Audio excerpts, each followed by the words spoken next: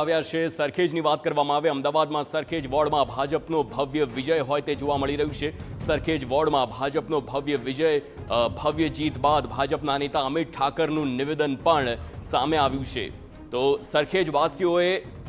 નાકું સુરક્ષિત કર્યું છે, આ પ્રકારે અમિત ઠાકરનું નિવેદન છે। અમદાવાદમાં સરખેજ વોર્ડમાં ભાજપનો ભવ્ય વિજય।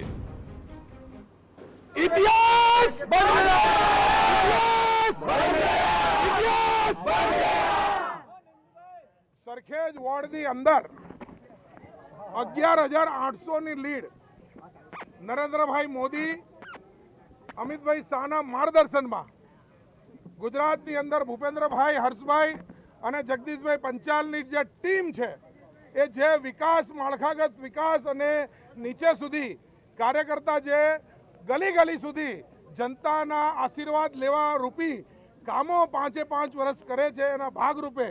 ગયા વખતે જે 400ની લીડ હતી એ આ વખતે 11,800ની લીડ એ સરખેજની અંદર બની એ ખૂબ જબરજસ્ત